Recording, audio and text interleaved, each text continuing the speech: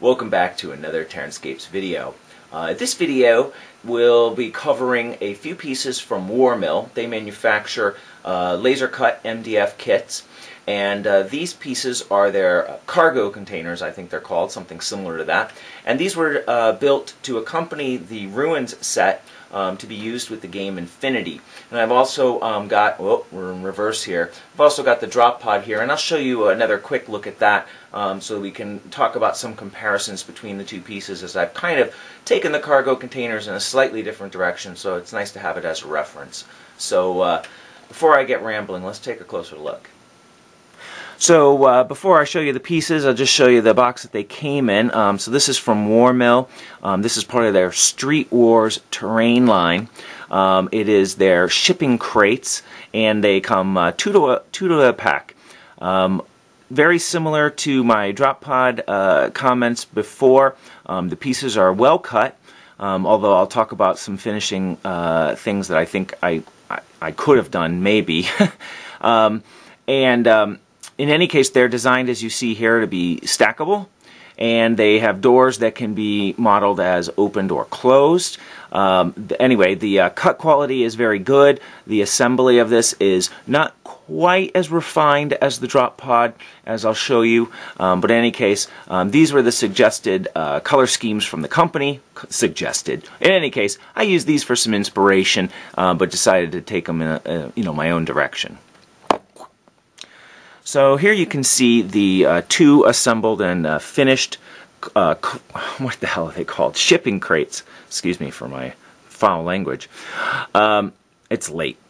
In any case, what I did is I took some of those color schemes to mind, did the tan, which is a fairly close match to the box cover, and looking at this piece, I started to go for a bright color, then shade it in with the teal. I don't know, I ended up shifting it kind of a tealish light sky blue color, but I think it really came out really well, actually. I was pretty pleased with it. So let's see, a few comments about how I finished these. I went in first, actually, after I primed and painted them, base coated them. I then went in, and in fact you can see it better on the top here, I think. I then went in and airbrushed. You see, I told you it's late. I airbrushed all of the lines with a stronger color, but my airbrushing skills, not so good. So the lines were fairly not on, I was coloring outside of the lines, as they would say. And so what I ended up doing then is going back in with something very close to the original color and then re-cleaning up on the inside of each of these lines. And I think that gave it a fantastic look. It's sort of, what do people call it? Panel shading, I think people call it when they're doing tanks, things like that, or airplanes, but it's not quite the way people normally do it. Now, when I go in for these fills, I am using a very transparent mix of paint. I use Createx colors for a lot of my airbrushing now, and Createx makes a transparent base, so you can cut that into your paints and make the opacity of them whatever you want. So it really gave me a lot of flexibility to go in and then just keep recoating it until I got the desired fill that I wanted. Then, I'll give you a little close-up on that so you can see that there. Then, after I did that, I went in and, what do they call it, pin washed all of the lines. Now, I did that on the drop pod. Whoop, where'd the drop pod go? Here we go. I did that on the drop pod. Put the drop pod out for a second here. And you can see, of course, that it has brought out all the lines. I used an acrylic paint, thinned down, with a little bit of a surfactant. I can't remember. I might have used alcohol. Maybe not. It was pretty good. It gave pretty good definition to the lines that you can see here. But in the end, I wasn't really pleased with it. It didn't flow very cleanly. And I don't know. Anyway, the standard that people use frequently are oil paints in a mineral spirit medium, and so that's what I did for these. And I have to say, I think the overall effect is much better. I can't exactly say why. I think the lines filled more cleanly. The paint certainly flows better. I'm not, really giving you too much of a tutorial on how to do this, but you base coat it with a gloss finish first, and then you start to, basically touch the lines, and the oil paint mineral spirits will wick into them. That actually worked better than with the acrylics, as it wicked really well. I mean, it would run down the lines, but there are... Oh, I'm going to take these apart for a second. There are a lot of lines on these. So that took me a fair amount of time, actually. I wouldn't say it's a fast process, but the detail that it produces, I think, just looks fantastic. Really popped that roof a lot, and I almost wish I had a before and after picture so you could see it. So I think the combination of the pin wash plus the sort of soft highlight around all of those seams just really brought a lot of depth to these pieces. Then I went in and I did similar rusting effects that I did with the drop pod. So that is used with Model Mates. It's a water-soluble finishing, what's the word I'm looking for? Weathering, I should say. It's a water-soluble weathering liquid. Pros and cons. The first thing that I don't like about it is that it doesn't really have a lot of texture. So when you look at spots up close, it lacks some of that irregularity that you see in other kinds of techniques for producing rust effects. The nice thing about it is because it's water soluble, you can keep playing with it until you like where it is and how it looks. And for some of these areas, it really gave me, that's one of the things I like about it, is it gives me a lot of flexibility to put it where I want, and if I don't like it, I can take it right back off. Almost 100%. You can streak it, you can move it around, you can keep reapplying over it to darken the areas. So anyway, that's Model Mate's rust effect. That's what I did over the bulk of this.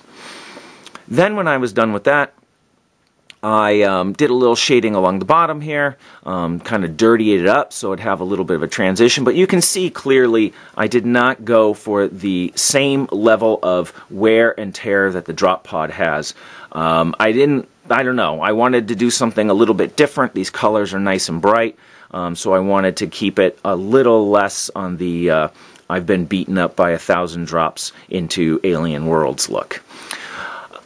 Then, after I did that, I went in and I actually did some chipping effects on the parts where they join.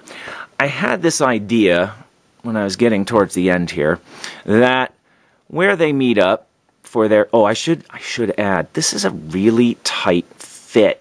Owing to my comments on the drop pod, remember how I said it's super tight fit?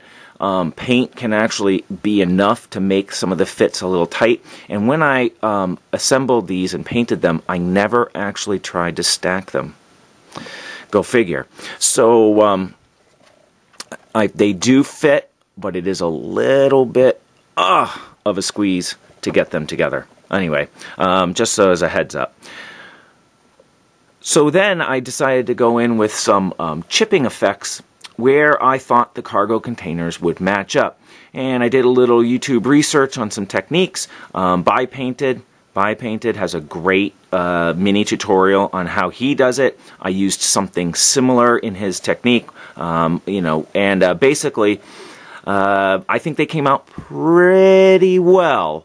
Some of the spots look really good, and some are, not quite perfect because I am a little new to the technique, but I really liked it as a sort of adjunct, to the kinds of techniques you can use. My only regret, you know me, I'm not afraid to be critical of my own work, is that I didn't do those first, because if I had done those first, I probably would have done something like that underneath some of the rust spots so it would look a little more uniform.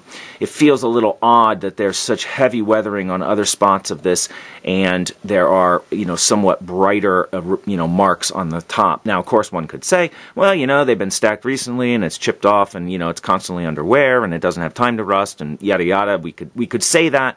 but I think in retrospect I would have liked to have done this work first and then be able to modify it for other areas. What I did do to try to tie it in, though, is I did put in a little tiny coat of the Model Mates rust over all of the chipped metal that's exposed to give it a little look of corrosion and to tie it in to the rest of the kinds of weathering that have been done on the pieces. One thing I can't believe I forgot to mention that I was really pleased with was the stenciling that I did for the numbers, the shipping container identification tags, whatever you want to call them.